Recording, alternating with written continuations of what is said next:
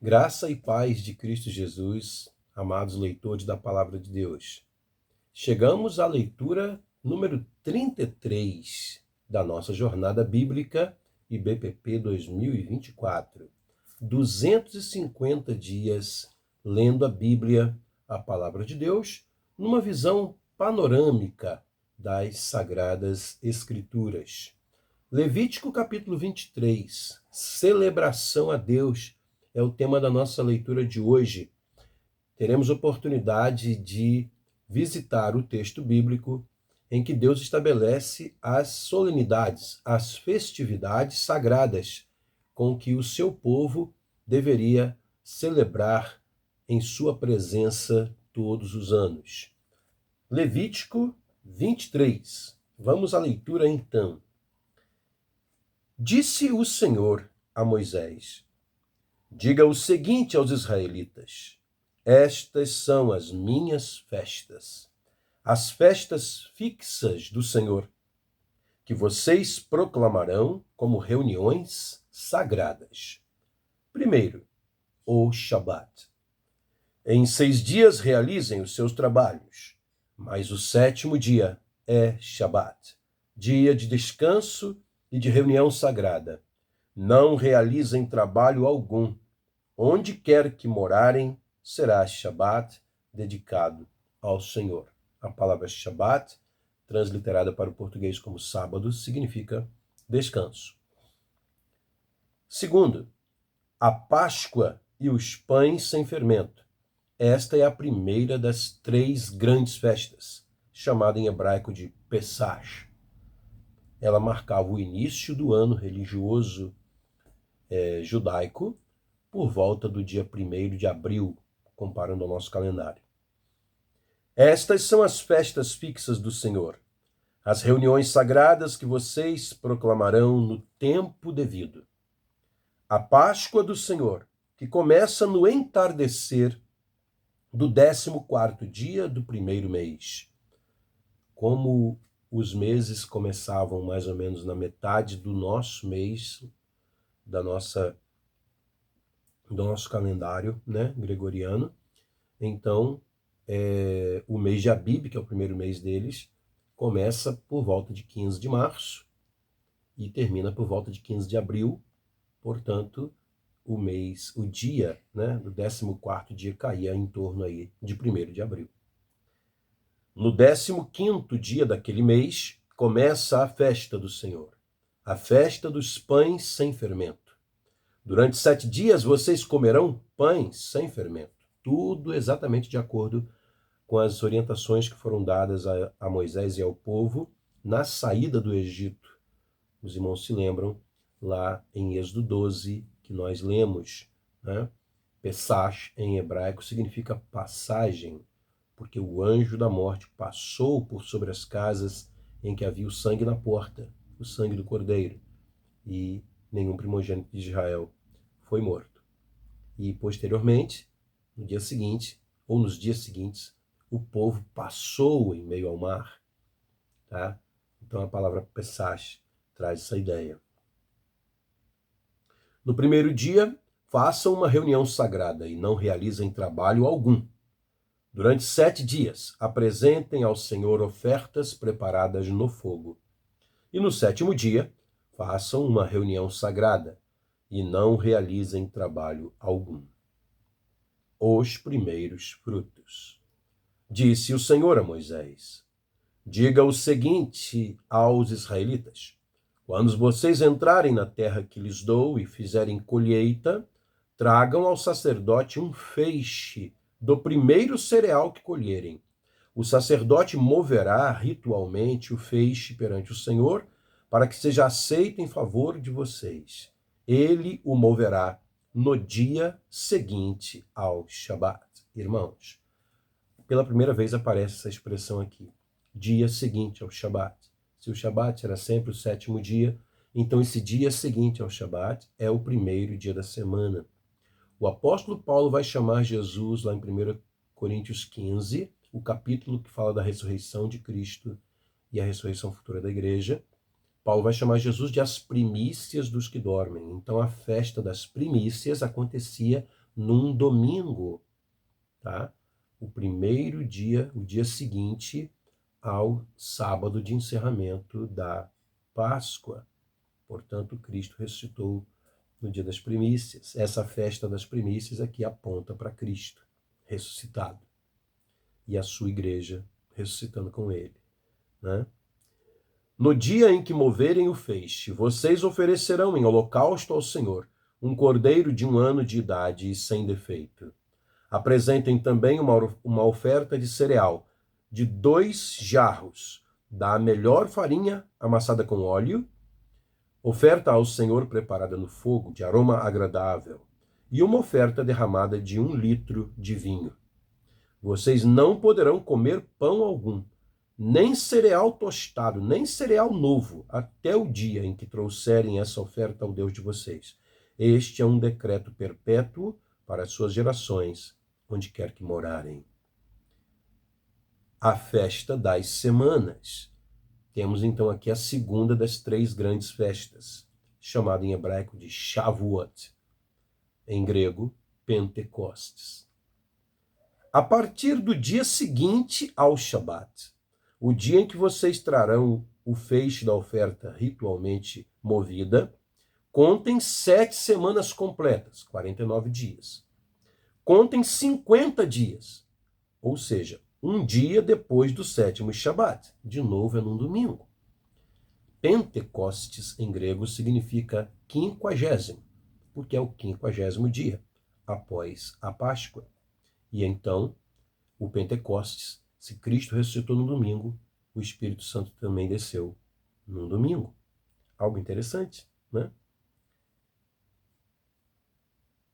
Onde quer que morarem, tragam de casa 2 pães feitos com 2 jarros da melhor farinha, cozidos com fermento, como oferta movida dos primeiros frutos ao Senhor. Junto com os pães, apresentem 7 cordeiros, cada um com 1 ano de idade sem defeito, um novilho e 2 carneiros. Notem os irmãos que quando vinham para a Páscoa, eles já vinham trazendo aquele primeiro feixe. Quando terminava a Páscoa, eles apresentavam ao Senhor. Voltavam para casa, para sua aldeia, durante 2 meses, ficavam ali colhendo, fazendo o restante da colheita. A festa das semanas, ou festa de Pentecostes, ou Shavuot, era a festa da colheita geral, né? Para celebrar o fim da colheita, né? De todos os frutos, dos cereais, né? No caso aqui. Depois sacrifiquem, versículo 19, um bode como oferta pelo pecado e 2 cordeiros, cada um com 1 ano de idade, como oferta de comunhão. O sacerdote moverá os 2 cordeiros perante o Senhor com um gesto ritual de apresentação, juntamente com o pão dos primeiros frutos. São uma oferta sagrada ao Senhor e pertencem ao sacerdote. Naquele mesmo dia vocês proclamarão uma reunião sagrada e não realizarão trabalho algum. Este é um decreto perpétuo para as suas gerações, onde quer que vocês morarem. Quando fizerem a colheita da sua terra, não colham até as extremidades da sua lavoura, nem ajuntem as espigas caídas da sua colheita. Deixem-nas para o necessitado e para o estrangeiro. Eu sou o Senhor, o Deus de vocês. Que interessante, irmãos, durante esses 50 dias até o Shavuot, é que eles cumpriam esse mandamento que a gente leu ontem, né? No 19, 9 e 10 de Levítico, pensando nos necessitados, né? A festa das trombetas. Esse marcava, irmãos, o início do ano civil para eles, tá? Disse o Senhor a Moisés: diga também aos israelitas, no primeiro dia do 7º mês, vocês terão um dia de descanso, uma reunião sagrada, celebrada com toques de trombeta ou de chofares, né? Trombetas de chifre de carneiro. Não realizem trabalho algum, mas apresentem ao Senhor uma oferta preparada no fogo. O dia da expiação, o Yom Kippur. Muito interessante esse mandamento aqui. Ele já foi detalhado no capítulo 16 e agora é citado aqui de novo. Disse o Senhor a Moisés: o 10º dia deste 7º mês é o dia da expiação, também chamado dia da propiciação, o Yom Kippur. Façam uma reunião sagrada e humilhem-se ou jejuem. Era um dia de jejum, tá, irmãos? De arrependimento. E apresentem ao Senhor uma oferta preparada no fogo. Não realizem trabalho algum nesse dia, porque é o dia da expiação, quando se faz propiciação por vocês perante o Senhor, o Deus de vocês. Quem não se humilhar nesse dia será eliminado do seu povo. Eu destruirei do meio do seu povo todo aquele que realizar algum trabalho nesse dia. Vocês não realizarão trabalho algum. Este é um decreto perpétuo para as suas gerações, onde quer que vocês morarem. É um Shabat de descanso para vocês, e vocês se humilharão. Desde o entardecer do 9º dia do mês até o entardecer do dia seguinte, vocês guardarão esse Shabat. Notem, irmãos, que esse é a palavra Shabat, quer dizer descanso. Então, era o 10º dia do mês. Nem sempre caía num sábado, num 7º dia de semana. Mas era um Shabat, era um descanso. Então, a palavra Shabat não quer dizer 7º dia. A palavra Shabat quer dizer feriado, descanso, né? A festa das cabanas ou das barracas. Antes de continuar, rapidinho, sobre esse dia da expiação há um detalhe interessante, porque lá no 16, capítulo 16, depois os irmãos podem ler aí, não está entre os nossos 250 escolhidos, né? É detalhado o que acontecia nesse dia. O sacerdote, ele oferecia um cordeiro pelo povo e o sangue desse animal era levado para dentro do tabernáculo e era esse o único dia do ano que o sacerdote, sumo sacerdote, adentrava o Santo dos Santos, onde estava a Arca da Aliança, tá? E diz a tradição que ele entrava com sua vestimenta completa, onde havia campainhas de ouro para fazer barulho enquanto ele entrava, como que avisando a Deus, estou chegando.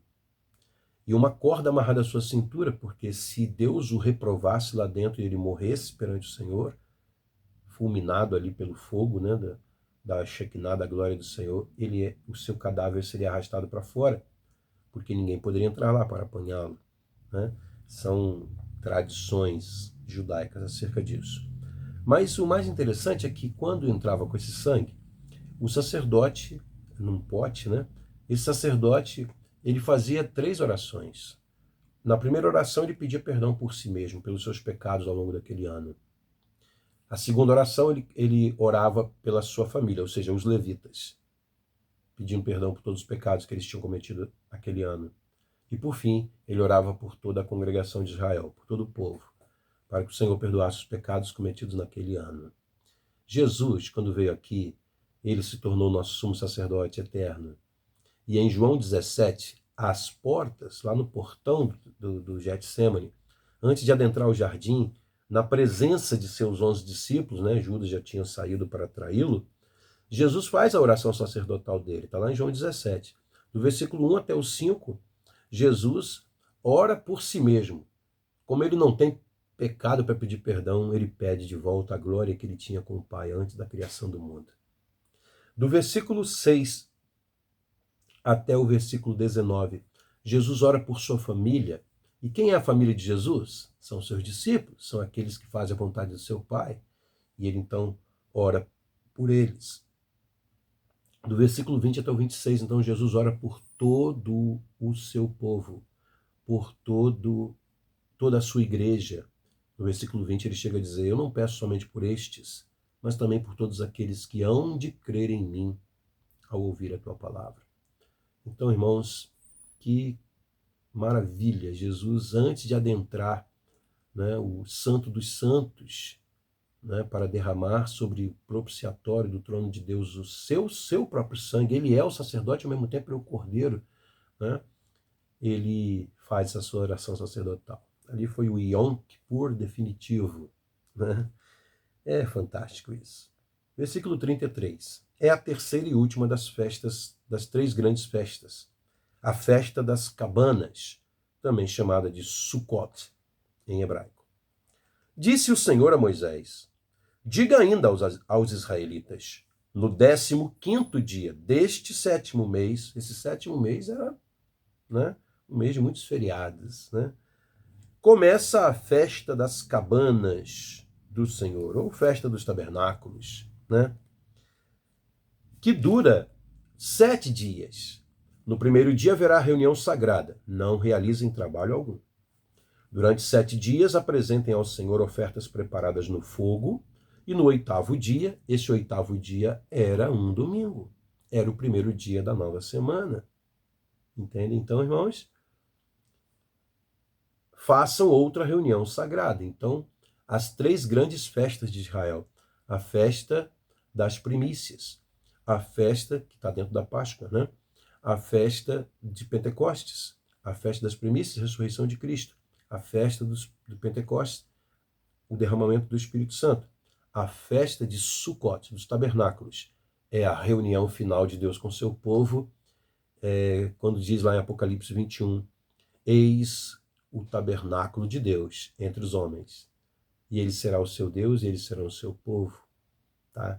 Então a festa de Sucote aponta para a reunião final de Deus com seu povo. As 3 eram celebradas num domingo. Interessante isso, né? E também apresentem ao Senhor uma oferta preparada no fogo. É reunião solene, não realizem trabalho algum. Estas são as festas fixas do Senhor, que vocês proclamarão como reuniões sagradas, para trazerem ao Senhor ofertas preparadas no fogo, holocaustos e ofertas de cereal, sacrifícios e ofertas derramadas exigidas para cada dia. Isso fora as do Shabat do Senhor, e fora as dádivas e os votos de vocês, e todas as ofertas voluntárias que vocês derem ao Senhor.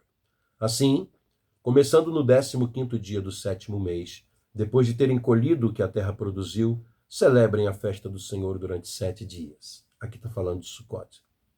O primeiro dia e também o 8º serão dias de descanso.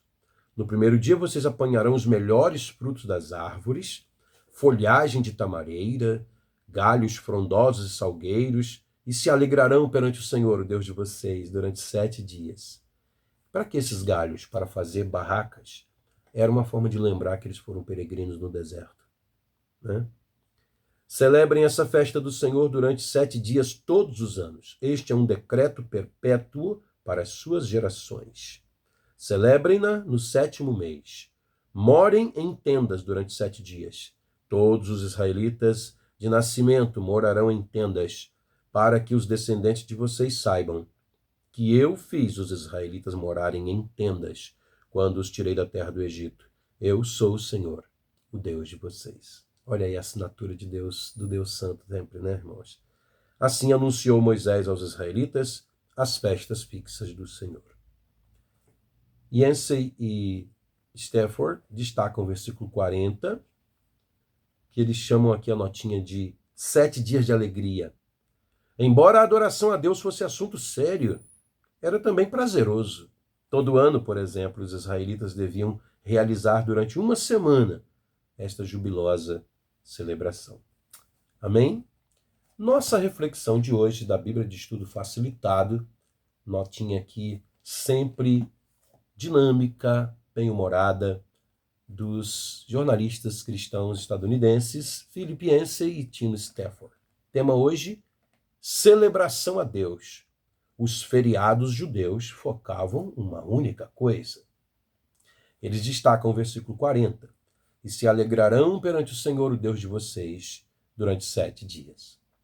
Ao estudar tribos remotas, os antropólogos costumam descrever os dias de festa da comunidade, pois eles indicam os valores comuns das pessoas. O que se destacaria num estudo antropológico dos Estados Unidos? Sem dúvida, notariam as celebrações de Natal, Ação de Graças, que é sempre na 4ª quinta-feira de novembro, e o 4 de julho, que é o feriado da independência deles. Mas com o estadunidense médio consumindo quase mais de 90 quilos de carne por ano, poderiam notar também que muitos comem como se todo dia fosse dia de festa. E o que dizer dos israelitas? Levítico descreve as festas estabelecidas por Deus. Cada uma delas se caracterizava por sacrifícios especiais para Deus e uma reunião sagrada na tenda do encontro, onde Deus havia armado sua tenda. Para muitos israelitas, essas festas sinalizavam uma rara oportunidade de comer carne. Iguaria nada barata no mundo antigo. Em vez de darem presentes uns aos outros, os israelitas ofertavam presentes a Deus. Às vezes eles se alegravam. Na festa das cabanas, por exemplo, todo mundo acampava para alegrar-se perante o Senhor. Durante uma semana inteira, é o que diz o versículo 40. Em outras ocasiões, como o dia da expiação, ficavam sóbrios e solenes, descrito no capítulo 16 em detalhes, e lemos aqui também, no 23, de 26 a 32. O foco, porém, sempre se direcionava a Deus. Deus acima do dinheiro. As pessoas não trabalhavam nos feriados israelitas, mas seus dias de folga tinham razões diferentes dos nossos. Um israelita camponês não recebia pagamento nos feriados. Na verdade, o feriado lhe custava. Poderia cair num dia perfeito para a colheita. Mas Deus tinha prioridade sobre o trabalho. O dia do Shabat reforça a mesma ideia. Deve-se parar de trabalhar uma vez por semana a fim de adorar. Deus é mais importante que a riqueza. Essa crença fundamental mostrava-se ainda mais no ano sabático e no ano do jubileu, tratados lá no capítulo 25 de Levítico. Depois você pode ler devagar aí. A cada 7º ano, o povo não realizava nenhum trabalho no campo. Viviam daquilo que a terra produzia sem cultivo e se dedicavam a Deus. Em termos modernos, seria como fechar todas as empresas e fábricas durante um ano inteiro. A prosperidade vem de Deus. O trabalho duro e a fartura resultante nunca foram desprezados em Israel. Mas a prosperidade sempre vinha, em última análise, de Deus. E não somente do trabalho árduo ou de transações inteligentes. As festas e os Shabats, separados como dias especiais, ajudavam o povo a lembrar de Deus e louvar aquele que tanto lhes tinha dado. Até onde sabemos, nenhum ano de jubileu foi de fato posto em prática. Algumas das festas eram esquecidas por longos períodos de tempo. Tais falhas, porém, não surpreendem. Afinal, pense no que fizemos com o dia santo do Natal. Os dias de festa descritos em Levítico nos dão uma boa ideia do que Deus queria que Israel fosse. Infelizmente, a realidade muitas vezes não corresponde ao ideal. Questão de vida para a gente aqui. Se alguém examinasse a maneira como você passa os seus feriados e fins de semana, o que se poderia concluir em relação às suas prioridades? Deus está entre elas? Algo a se pensar. Tem muita gente que acha que quando tira férias de Deus também. Eu queria que eles pensassem o que eles achariam se Deus resolvesse tirar férias também, né? Tirar férias de Criador, tirar férias de Senhor, de sustentador da nossa vida, de nosso guarda e protetor, né? Creio que nenhum de nós quer nem pensar nisso, né, irmãos? Vamos orar então ao Senhor? Bendito seja o teu nome, meu Deus, Deus de Israel. Ó Senhor, obrigado porque o Senhor, a tua alegria é a nossa força. Obrigado, Senhor, porque o Senhor é um Deus que está longe de ser um Deus estraga prazeres. Muito pelo contrário. O Senhor é o Deus que nos concede a verdadeira alegria, a profunda alegria. Ó Deus, nós te louvamos pelas muitas vezes em que nos reunimos em tua casa. Hoje, que privilégio temos. O Espírito Santo mora dentro de nós, pela fé em Cristo. Visitamos a tua casa, comungamos com nossos irmãos. Todas as vezes que nos reunimos é festa, é alegria, são louvores.